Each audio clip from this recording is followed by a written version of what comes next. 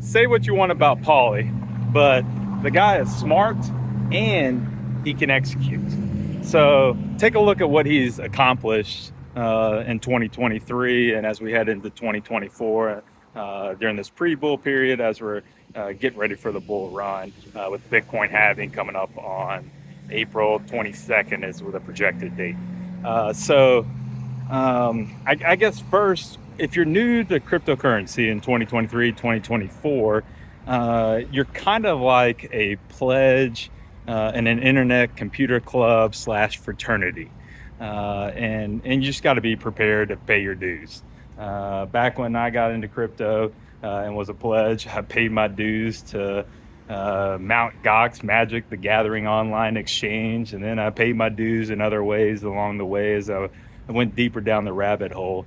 And so, for all of you on the PNDC community, or even for those of you who aren't in that community, but are new to cryptocurrency, you're going to affiliate with some project, some internet computer club, and in there, you're going to potentially get scammed, rug pulled.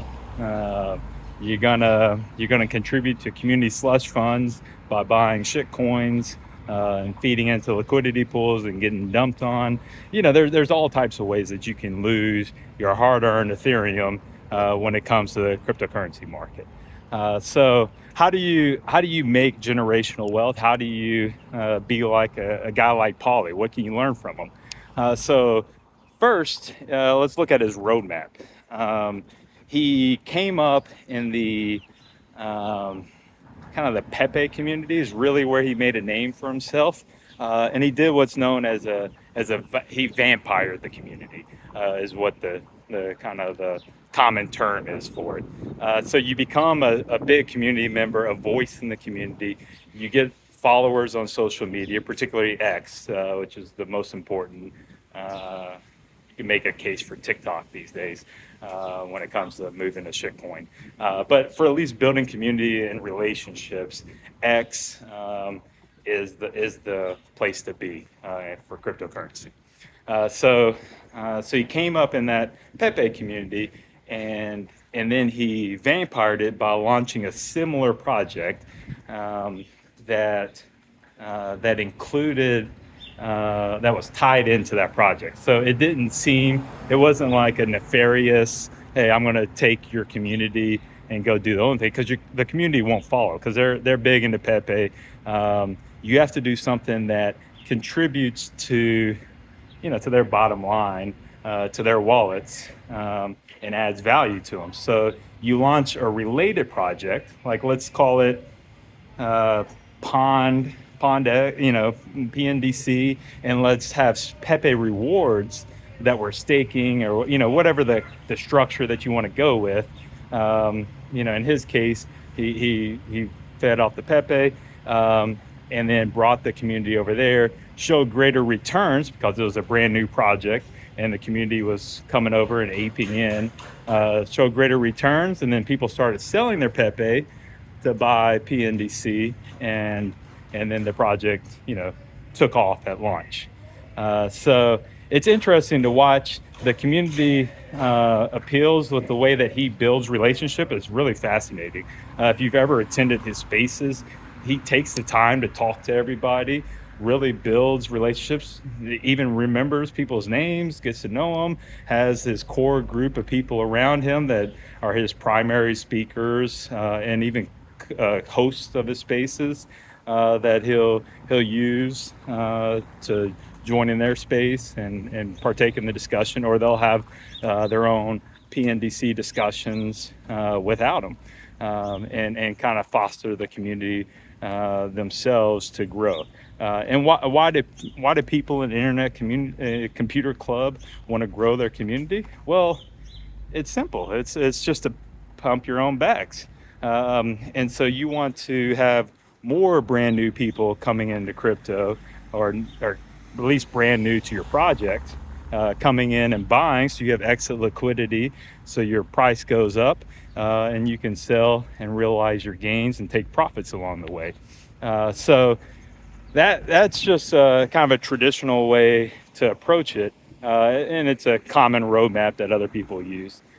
So where he took it a step further is he hired, I think it was Ben.East dev, or there was a fallout there, and he came over. And, somebody can probably share in the comments all the details of it, but then he launched.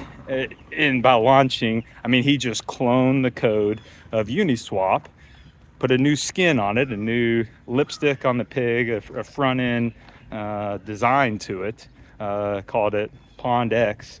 And then he launched out the same exact platform with an additional 1% fee, and then convinced his community to all use said platform to do their swaps and their trades. And then he dangles a carrot out there that says, "Hey, I've got some rewards I'll give to you," and then initially he sent out $50 to everybody, whatever it was. But at this point, he's had $300 million transactions in and out on his cloned exchange of Uniswap at 1% transaction fee is $3 million he's already generated. So the little rewards he kicks out every now and then, or dangles the carrot in front of people, is trivial compared to the type of money that he's making, or that at least his team is making, because there's other people supporting him and the project as well. So so I think it'd be interesting to see where he takes it from here, as he grows his community. I believe, like my guess would be that the next step are NFTs. You see this with plenty of other internet computer clubs, like the Yuga one that came out with Bored Apes, and then they took that and that the kind of like the seniors in that fraternity are the Bored Ape members, and then you launch secondary NFT collections. So like the mutant apes are your juniors or your underclassmen, and then you've got your brand new pledges coming into the marketplace, buying ape coin, or just your token on it. So what's interesting about all these communities, especially when it comes to long term of ERC20 tokens, when you look at it over, especially over a year time frame, they tend to go back to, it depends on the tokenomics and stuff and the tax structure, but they tend to go back to the initial launch price, because everybody buys, ends up selling at some point, and if you can keep the momentum going, you can keep it, as long as you have new people coming in and new buys coming in, you can keep it going as high as you want it. The sky's not truly the limit, but there's certainly ERC20 tokens that have over $100 billion market cap, and so there's plenty of options just to keep running it up, if you can build a strong enough community and a strong enough sales pitch to get new revenue coming in the door in increasing amounts. So it's fun to see and see that play out. So let's say you're going deeper down the rabbit hole, and you want to start your own internet computer club, and not be a pledge or a member in somebody else's fraternity. At some point, you'll want to form your own roadmap, your own strategy or pitch, and launch your own. I think the best way is to launch like kind of this new crops in 2023, 2024, this new crop of launching an ERC20 first, and then later rolling out the NFTs, or doing something like a DEX, like Pond X.